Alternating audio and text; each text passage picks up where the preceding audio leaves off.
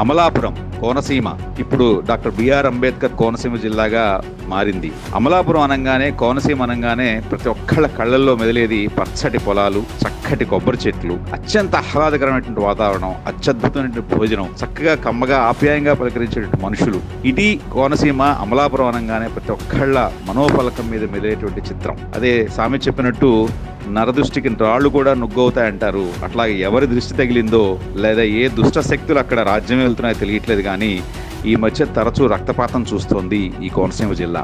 నిన్నగాక మొన్న అక్కడ బాలిక ఉదంతం, ఆ తర్వాత యువకుడి అదృశ్యం, యువకుడి హత్య, ఇలాంటివి చాలా జరుగుతున్న నేపథ్యంలో ఇవాళ మనకి వచ్చినటువంటి సమాచారం ప్రకారం కర్నీడి చిననీతి కొండ అనే అతన్ని, ఈయన కేతనకూరుపాలెం ఐపోలవరం మండలానికి చెందినటువంటి వ్యక్తి, కర్నీడి వీరబాబు గారి అబ్బాయి. ఈ కేతనకూరుపాలెం ఐపోలవరం మండలం ఏదైతే ఊరుందో, ఈ ఊరు అమలాపురానికి సుమారుగా 17-18 కిలోమీటర్ల దూరంలో ఉంటుంది, లేదా సుమారుగా 20 కిలోమీటర్ల దూరంలో ఉంటుంది. అయితే ఆస్తి తగాదాల్లో వీళ్ళ పెద్దనాన్నగారి అబ్బాయి, ఆయన పేరు కూడా వీరబాబు గారే, ఆయన కూడా కేతనకూరుపాలెం వాస్తవ్యుడే.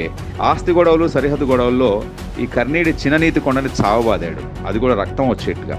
అయితే ఇక్కడ కూడా ఆ పెయ్యల చంటిబాబు గారే మళ్ళీ మొట్టమొదటిగా చూసి పాపం ఈ బాధితుడిని చిననీతి కొండని వెంటనే ఆసుపత్రికి తరలించడం, పోలీసు వారి సహాయం కోసం వెళ్తే అక్కడ స్టేషన్లో ఎవరూ లేకపోవడం వల్ల, రైటర్ గారు మాత్రమే ఉండడం వల్ల ఇక్కడ కేసు నమోదు చేసి చేయకుండానే ముందు ఇతను ఆసుపత్రికి తరలించాల్సి వచ్చింది. ఈ పాపం నీతికొండ ఆర్థిక పరిస్థితి ఎలాంటిదంటే ఆసుపత్రికి వెళ్ళడానికి కూడా డబ్బులు లేకపోతే ఈ పేయల చంటిబాబు గారు అంటే ఆరుస్వామి గారే పాపం అతనికి ఎంతో డబ్బులు ఇచ్చి ఆసుపత్రికి పంపించడం జరిగింది. అయితే కొసమరపు ఏంటంటే ఈ కర్నీడి చిననీతికొండని కొట్టినటువంటి వాళ్ళ పెద్దనాన్నగారి అబ్బాయి వీరబాబు గారు అతన్ని చావగొట్టి, అంటే నీతికొండని చావగొట్టి ముందుగా తానే పోలీస్ స్టేషన్కి వెళ్ళిపోయి ఇతని మీద కేసు పెట్టడం జరిగింది. ఇదే కొసమెరుపు. అయితే చూద్దాం, పోలీసులు తెలివి తక్కువ వాళ్ళేం కాదు. ఎవరు ముందు కేసు పెట్టినంత మాత్రాన వాళ్ళు చాలా అమాయకులని, లేకపోతే తర్వాత ఎవరి ఏదైతే నింద ఆరోపణ మోపబడిందో వాళ్ళు దుర్మార్గులని కాదు. పోలీసులు చాలా చాకచక్యంగా వ్యవహరిస్తారు.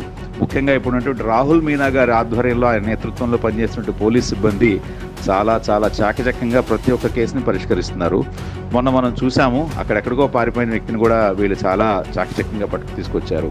అయితే ఇలాంటి గొడవలు జరగకముందే నివారించడం అనేది ఎంతైనా అవసరం. ఆశ్చర్యకరమైన విషయం ఏంటంటే ఇక్కడ బాధితుడు, నిందితుడు ఇద్దరూ కూడా తెలుగుదేశం పార్టీకి చెందిన వాళ్ళని తెలియవస్తోంది మనకి. అయితే పార్టీలు, రాజకీయాలు ఇవి కాకుండా అన్నదమ్ముల్లాగా మెలిగితే చాలా బాగుండేది.